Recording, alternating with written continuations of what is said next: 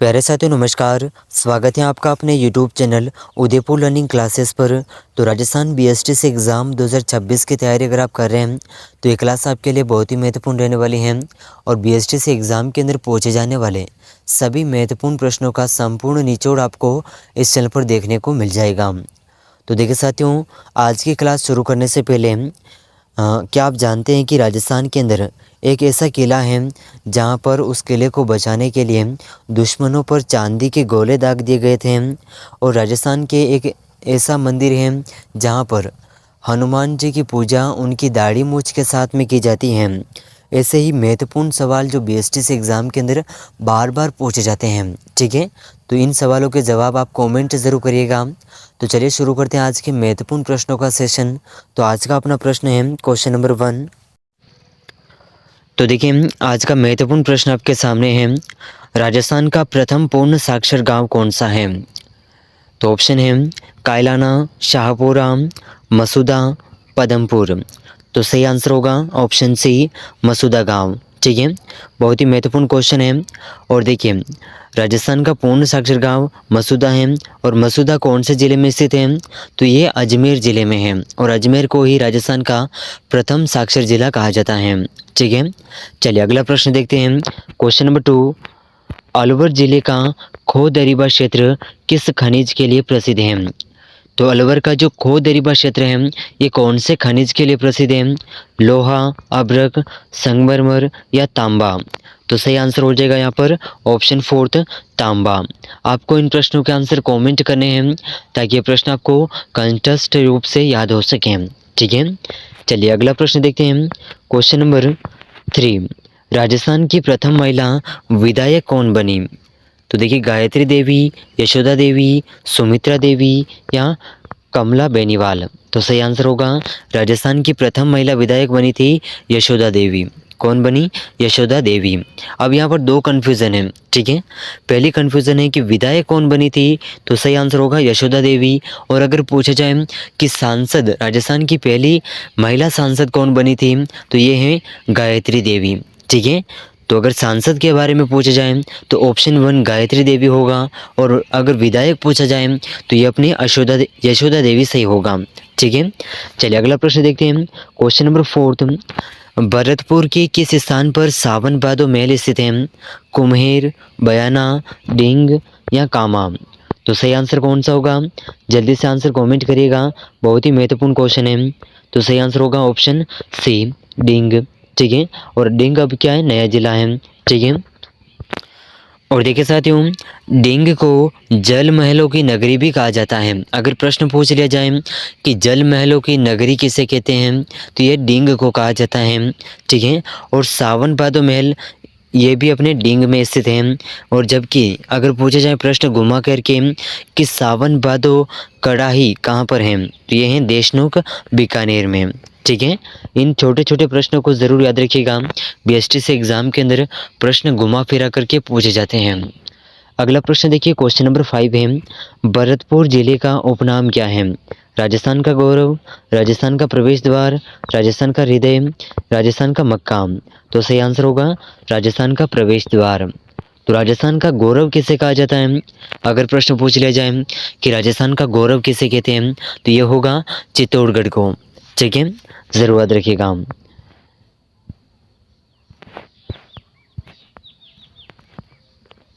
अगला प्रश्न देखिए क्वेश्चन नंबर 6।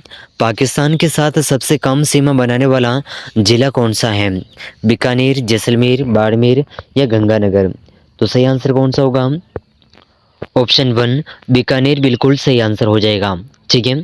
अब देखिए बीकानेर जो है राजस्थान के साथ में सॉरी पाकिस्तान के साथ में जो अपनी सीमा साझा करता है ये है 164 वर्ग किलोमीटर, जबकि जैसलमेर ज़िला जो अपनी सीमा साझा करता है पाकिस्तान के साथ में ये है 464 वर्ग किलोमीटर, ठीक है। तो सबसे बड़ा है जैसलमेर, उसके बाद में है बीकानेर, ठीक है, छोटा। ज़रूर याद रखिएगा, बहुत ही महत्वपूर्ण सवाल है।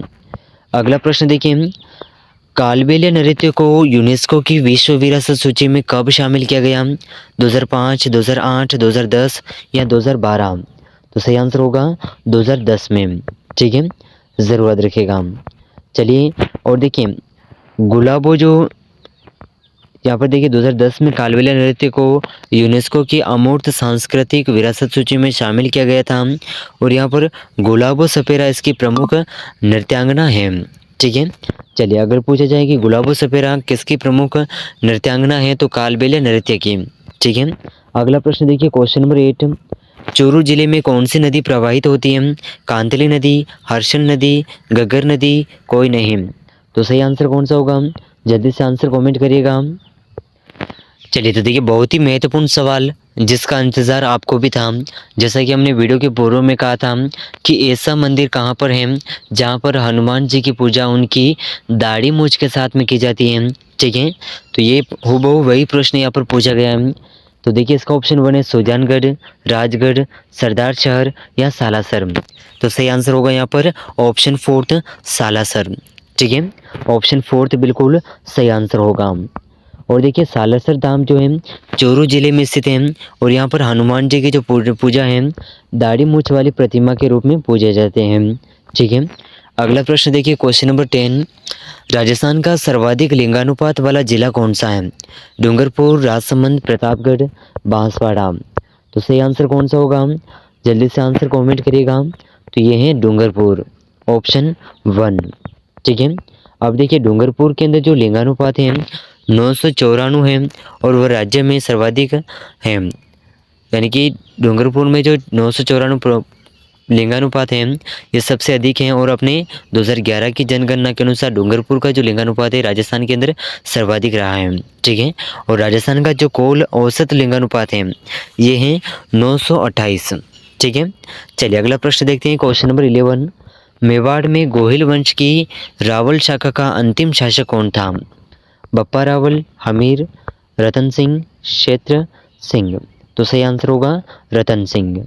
अब देखिए रतन सिंह का जो कार्यकाल है 1303 ईस्वी में अलाउद्दीन खिलजी के आक्रमण के साथ रावल शाखा समाप्त हुई और रतन सिंह अंतिम शासक रहे। ठीक है, अगला प्रश्न देखते हैं क्वेश्चन नंबर 12, राजस्थान का भीष्म पितामह किसे कहा जाता है? तो ऑप्शन 1 है कुंवर चुंडा को, राणा कुंभा को, राणा मोकल को या राणा सांगा को। तो सही आंसर होगा कुंवर चुंडा को राजस्थान का भीष्म पितामह कहा जाता है। ठीक है, अगला प्रश्न देखते हैं क्वेश्चन नंबर 13, महाराणा प्रताप का निधन कितने वर्ष की आयु में हुआ था? इसका आंसर आपको कमेंट करना है। 50 वर्ष, 55 वर्ष, 57 वर्ष या 60 वर्ष। इसका आंसर कमेंट जरूर करिएगा। ठीक है, चलिए अगला प्रश्न देखते हैं क्वेश्चन नंबर 14, हल्दी घाटी युद्ध को खमनोर का युद्ध किसने कहा है? अबुल फजल ने, बदायूनी ने, कर्नल टोड ने, गोपीनाथ शर्मा ने। तो सही आंसर कौन सा होगा? ऑप्शन 1 अबुल फजल ने चित्तौड़गढ़ का जो हल्दी घाटी का जो युद्ध हुआ था इसे खमनोर का युद्ध कहा है। ठीक है, और देखिए बदायूनी ने इसे गोगुंदा का युद्ध भी कहा है। ठीक है, अगर पूछा जाए तो ध्यान जरूर रखिएगा।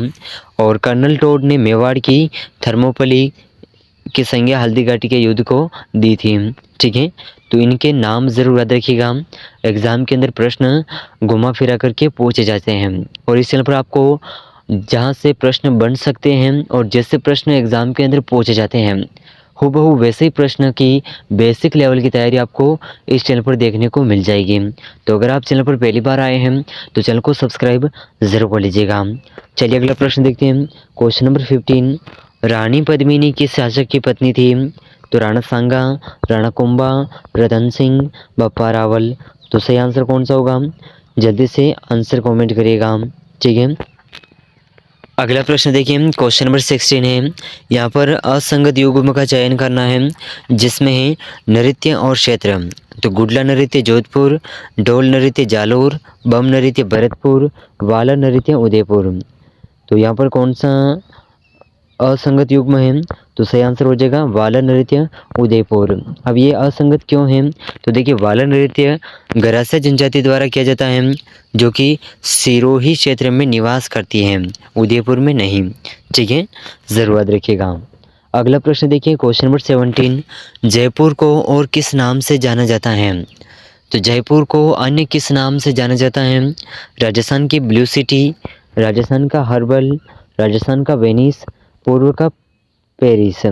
तो सही आंसर होगा पूर्व का पेरिस। जयपुर को अन्य इस नाम से भी जाना जाता है।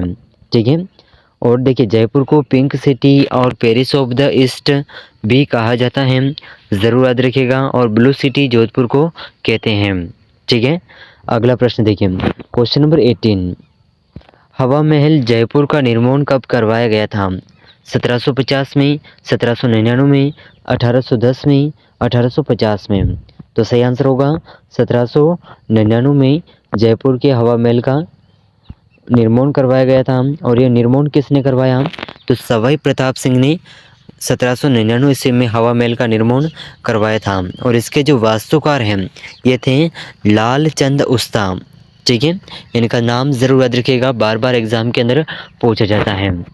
अगला प्रश्न देखिए, क्वेश्चन नंबर 19। किस दुर्ग के बारे में अबुल फजल ने कहा है कि पत्थर की टांगे ही आपको वहां ले जा सकती हैं? तो ऑप्शन 1 है पोखरण दुर्ग, ऑप्शन 2 है जैसलमेर दुर्ग, ऑप्शन 3 है तन्नोट दुर्ग, ऑप्शन 4 है चित्रपुर दुर्ग। तो सही आंसर कौन सा होगा? जैसलमेर दुर्ग। और ऐसा क्यों कहा है? तो देखिए जैसलमेर का सोनार किला रेगिस्तान में स्थित होने के कारण अपनी दुर्गमता के लिए इस कथन से प्रसिद्ध हुआ है। ठीक है, तो इस प्रकार उन्होंने कहा है कि आपको इस दुर्ग पर जाने के लिए पत्थर की टांगे ही आपको वहाँ पर ले जा सकती हैं। तो ऐसा कथन दिया था। ठीक है, अगला प्रश्न देखिए, क्वेश्चन नंबर 20। राजस्थान का प्रथम हेरिटेज होटल कौन सा है? तो ऑप्शन 1 है अजीत भवन, उम्मीद भवन, सरिस्का पैलेस और सामोद पैलेस। तो यहाँ पर सही आंसर होगा राजस्थान का प्रथम हेरिटेज होटल है अजीत भवन। ठीक है, तो ऑप्शन 1 बिल्कुल सही आंसर हो जाएगा। और देखिए अजीत भवन जो है ये अपने जोधपुर ज़िले में स्थित है। चलिए एक और प्रश्न है, क्वेश्चन नंबर 21, जिसका आंसर आपको कमेंट करना है। ठीक है, राजस्थान में जहांगीर के महल कहाँ स्थित हैं? तो राजस्थान के जहांगीर के महल कहाँ पर स्थित हैं? किशनगढ़, बिंग, अजमेर या जैसलमेर? तो इसका आंसर आपको कमेंट करना है। और बीएसटी से एग्ज़ाम के अंदर पूछे जाने वाले ऐसे महत्वपूर्ण प्रश्न हैं जो एग्ज़ाम के अंदर हर साल घुमा फिरा करके पूछे गए हैं। ठीक है, तो इस क्लास में से बहुत से प्रश्न आपको एग्ज़ाम के अंदर हूबहू देखने को मिल जाएंगे। तो अगर आप चैनल पर पहली बार आए हैं तो चैनल को सब्सक्राइब ज़रूर कर लीजिएगा। ठीक है, तो मिलते हैं अगले महत्वपूर्ण प्रश्न क्वेश्चन नंबर 21 से शुरू करेंगे। ठीक है, तो अगले जो प्रश्न है बहुत ही महत्वपूर्ण रहने वाले हैं। तो चैनल को अभी से सब्सक्राइब कर लीजिएगा और डेली क्लासेस ज़रूर ज्वाइन करिएगा। बीएसटी से एग्ज़ाम के अंदर पूछे जाने वाले सभी महत्वपूर्ण प्रश्नों का संपूर्ण निचोड़ इस चैनल पर आपको देखने को मिल जाएगा। ठीक है, तो इस क्लास को अपने दोस्तों के साथ शेयर ज़रूर करिएगा। तो मिलते हैं अगले महत्वपूर्ण प्रश्नों के साथ में, तब तक के लिए जय हिंद, जय भारत।